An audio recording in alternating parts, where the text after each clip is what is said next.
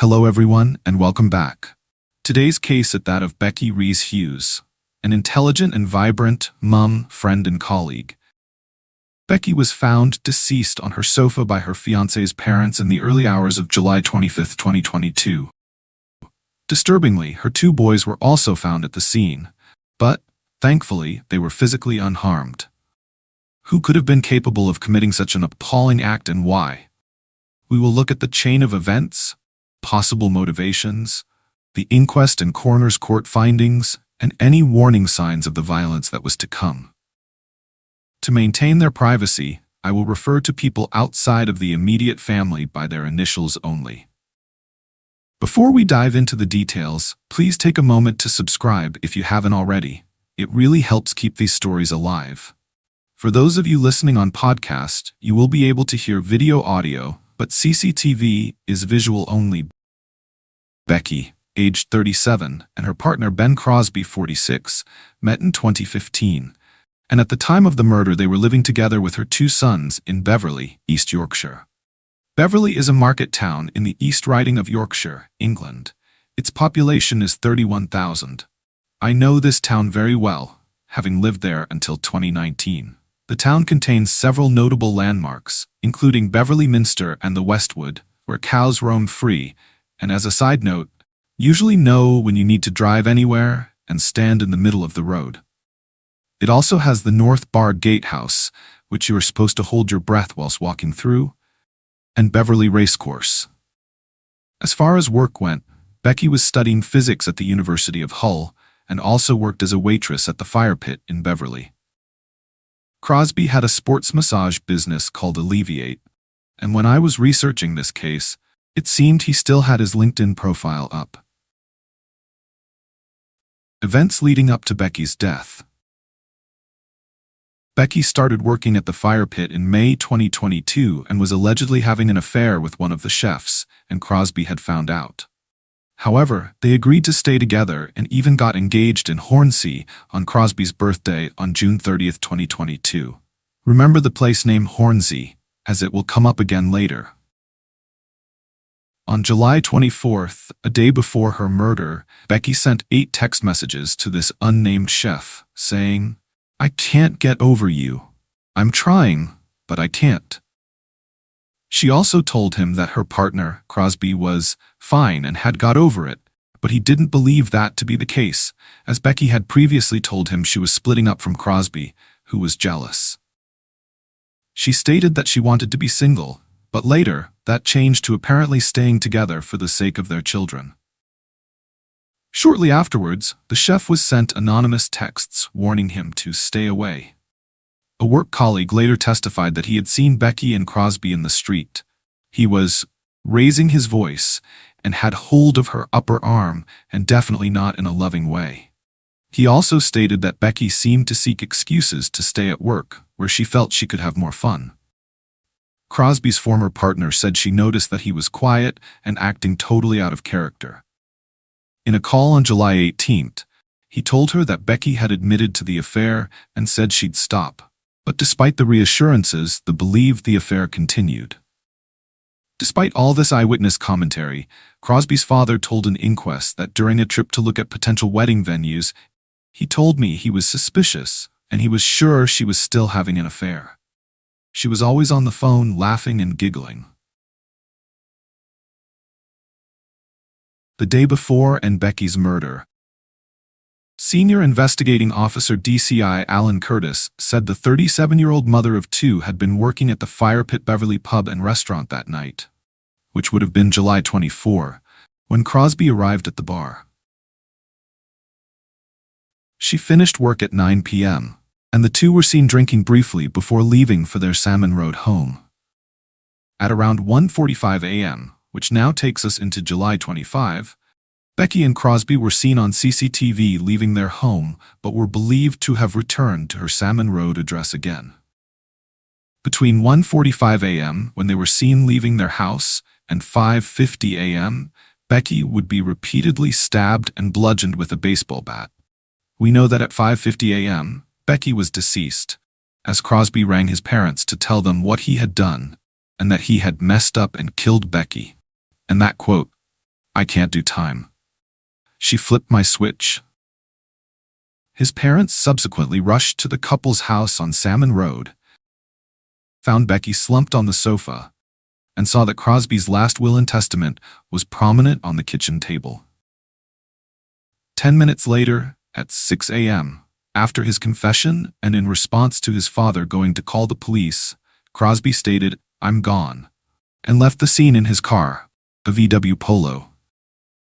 Horrified neighbors told how her partner's 2 young children were at the house at the time. Locals have now expressed their shock at fitness fanatic Becci's killing. One said, "My mum saw out at the window at about 6:30 in the morning someone getting carried away on a stretcher. There were 2 small children, one with a stuffed animal." Crosby's fleeing from the scene of Becci's body and the 2 children sparked a huge police operation involving several police cars, including 4 armed response cars, who set out on a manhunt to find him. A point to note here is that UK police are not routinely armed like many other countries. Depending on where you live or grew up, I'd love to know if your regular police officers are armed. In just 30 minutes, police tracked Crosby's car on the A34 near Hornsey. This is a single-lane, twisty road, and Crosby was apparently traveling at 84 mph in a 30 mph zone. Crosby then drove onto the opposite side of the road, hitting a Ford Transit van head-on. This van was being driven by an unnamed male electrician who suffered life-changing injuries. Crosby died instantly. Due to Crosby's death, there obviously couldn't be a regular trial and sentencing, so 2 inquests were ordered, one being a police crash inquest and the other a coroner's court inquest for Becci. Before the police crash investigation, there were 2 theories surrounding this crash. One being, Crosby died accidentally after misjudging a corner at 54 over the speed limit. The other theory that makes more sense to me is self-exit, especially as the inquest reported there were no defects, both vehicles were roadworthy, and sun glare was not a factor. The van driver said it looked like Crosby, quote, "purposely turned onto my side of the road." He said, "I assumed the vehicle would correct its path, but it continued towards me." Sitting at Hull Coroner's Court, the jury asked to see the crash footage, which captured the split-second impact multiple times. Then, after only 3 hours, they concluded, by a majority of 8-2, that Crosby died accidentally after he negotiated a corner on the opposite carriageway and collided with a Ford Transit van. The conclusion of accidental death came despite the fact we have already heard that a police witness statement that the VW was already on the wrong side of the road. It appeared to me it turned into the van, and he did not see any brake lights. Another witness testified that they saw the van driver move onto the verge and the Volkswagen run straight at it. Forensic collision investigator Nicholas Brady Smith said, "Either the driver had some sort of distraction which led it to drift, or it is an intentional act." The driver of the van had to postpone his wedding, which was to have been held the following month, and has still not fully recovered. Fractures of the vertebrae, ribs, and pelvis. The Independent Office for Police Conduct watchdog later closed an investigation without further action. What do you think of this verdict? What do you think of the jury's verdict of accidental death? With the information we have, I believe, as I have already said, he was determined to self-exit at his own hand, or death by police, or unfortunately and very selfishly, using another innocent victim who just happened to be on the same road. And of course, let's not forget, he left his will and testament on the table before he said bye to his parents before the police arrived. Becci's inquest. A hearing at Hull Coroner's Court heard that Becci, aged 37, had been stabbed 26 times and suffered head trauma by a baseball bat before she died due to blood loss.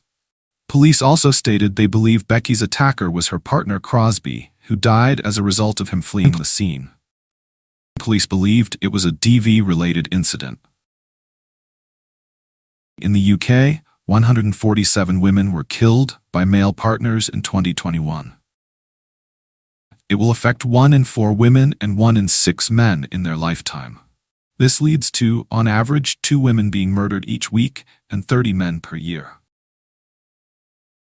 I couldn't find any official reports that Crosby and Becci had had DV-related incidents before.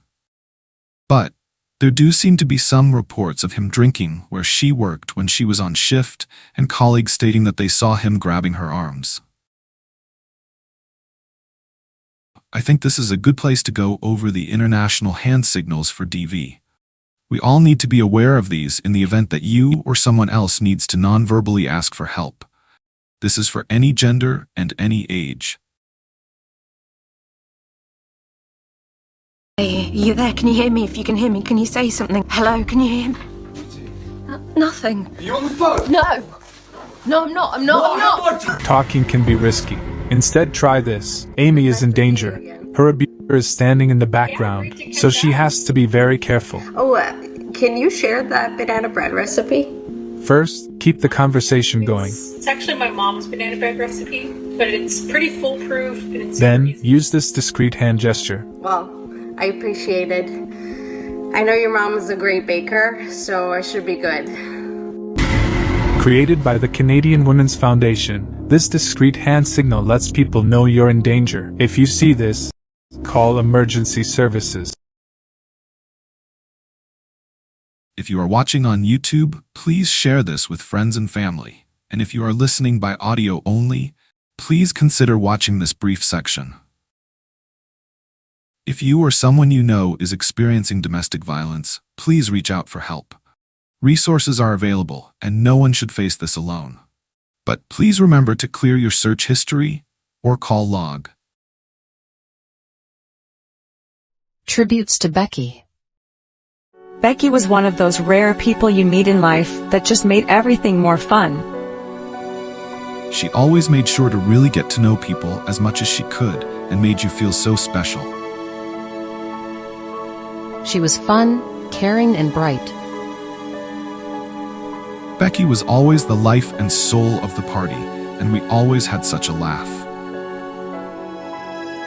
When we were on shift together, she was always changing her hair to every color of the rainbow. Such a lovely girl. My thoughts and love go out to her family and her children. Finally, her university professor, BG, said she achieved some of the highest marks that year and was passionate about equality and diversity, dedicating her own time to work on ways of widening participation in physics to people from disadvantaged backgrounds. He also said that passion was only matched by the passion that shone through when she was talking about her kids. It is those kids who have filled my thoughts. Let's finish with another reminder of who Becci was. She wasn't a headline or a statistic in a data file. She was intelligent, fun, caring mom and friend who will be so very missed. Thank you for watching, listening, and honoring Becci's memory with me. Let me know your thoughts about this case. Remember to like, share, and subscribe for more cases that bring attention to stories that need to be told and don't always get the light shown on them that they should. Take care, stay safe, and look out for each other.